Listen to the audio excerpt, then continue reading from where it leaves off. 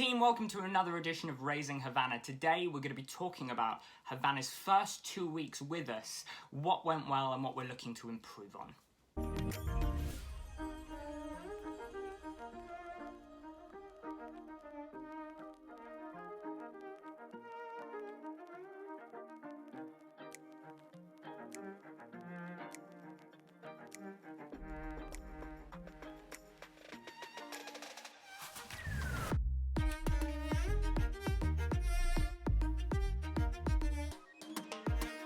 So obviously Havana's been with us for a number of weeks before I started this YouTube series, and what I wanted to do is very briefly go over what we've managed to accomplish with her and kind of our overall goals for her for the first 2 weeks. The main thing we didn't want to do is put pressure on her. Very often I see puppy caregivers putting pressure on their dogs to do things, be it training, socialization, things like that. What we didn't actually want to do is put that pressure on her. I wanted her for the first few weeks of her life to develop as normal and kind of engage with her environment as much as possible in a very hands-off way. So while we have been doing some socialization with her, and I'll talk a little bit about that in a bit, she has mainly just been getting used to living in our household and living to our routine. So she's been getting used to all the different family members in the house. She's been getting used to the layout of the house as well, where she can and can't go. So she's allowed to go in the kitchen, she's allowed to go in the living room, and she's allowed upstairs in a couple of the bedrooms, either supervised by myself or when she goes to bed. At night time. So teaching her those household routines and those rules are really, really important. We've also taught her when she can get on the sofa. So for example, she's allowed up on the sofa for a cuddle when a specific blanket is laid down, but any other time we pop her down and ask her to get off. She's at that age where we still need to pick her up and pop her on anyway, but in the future it's going to make that really consistent. So have a think as well about the boundaries that you want your dog to have. If you don't want them on the sofa and you've just got an 8-week-old puppy, now's the time to start instigating that. The second thing we've been teaching her to do is use her nose. So very often I encounter gun dogs who don't actually know how to use their nose in a productive manner, and caregivers who are stressing out because their dog disappears off in the woods sniffing things. If we harness our dog's ability to use their nose, and we harness it ourselves, we're going to be able to not only work with them far better, but fulfill that need. So a lot of the time Havana will play a little scent work game. That might be me hiding food around the living room and she goes and finds it. That might be scattering food in an enrichment toy like a snuffle mat. Or it might just be us going into the garden, me hiding a treat or throwing a treat for her to chase, and she goes and she chases it. My goal is to get her using her nose fluently because I'd like her to do scent work in the future, and I've got a video coming up on that in a little bit as well. The third thing is exposure. So there's a very big buzzword called socialization, and for those of you that don't know, when you have a puppy, there's a critical period between about 8 and 12 weeks where you need to expose them to different things to make them confident around them. So for example, you would ask your dog to be exposed to people and other dogs and noises of buses and cars and bicycles, basically anything they might get spooked by.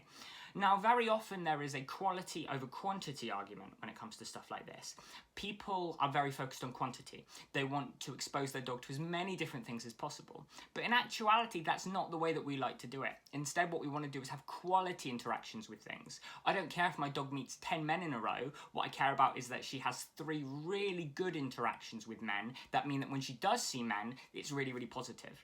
I would much rather focus on in-depth quality interactions that I know are going to be beneficial than just throwing her at anyone in the environment. Now, obviously, we are currently going through a pandemic, so I can't hand her off to any men or any people, but the fact still remains that I want to ensure that if she does interact with anyone, spots anyone, is exposed to anyone, I want that to be as positive as possible and not overwhelm her.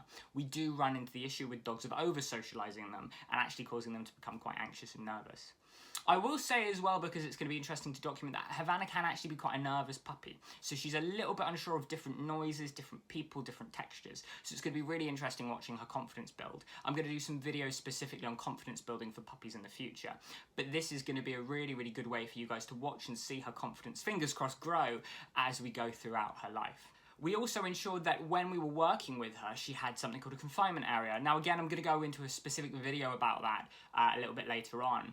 But in short, a confinement area is a place that she goes to when we're not doing anything with her. So I'm not saying we pop her in it all the time, but for example, if she's just had her breakfast, had a little play and is tired, we'll pop her in her confinement area, which for her is just a playpen with a couple of crates, some enrichment toys, water bowl, etc. This means that she has a safe space to go where she can go and rest, chill out, hang out. It has a really strong positive association because she's fed in there, fun stuff happens in there. It just means that we are able to have a bit of time away from her and she's able to have a bit of time away from us. Final thing as well is teaching her to be left on her own. Now this was actually something she did struggle with a little bit when we first got her. She wasn't a big fan of being left by herself, but now she is getting better. She's not all the way there yet, but for example, we can go upstairs and leave her downstairs and she's quite comfortable sleeping. It was at the stage where if we even left the room, she'd become a little bit distressed, but through careful work and consideration, she's a lot better. We still need to work on her crate training though and make sure that's bomb-proof as well.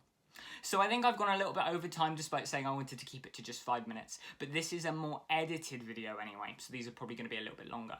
But I hope this has given you a little bit of a snapshot about how we handled Havana's first few weeks. So I think you're all caught up to speed on Havana now. Hopefully that's given you enough information for you to sit there and understand what point we're at.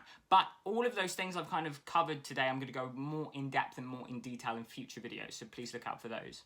Thank you so much for watching. Please hit the subscribe button to keep looking out for Havana's stuff. You can find me on Facebook at Jack Fenton the Dorset Dog Trainer, and I look forward to having you join us on this journey going forward. Thank you guys very much. Bye bye.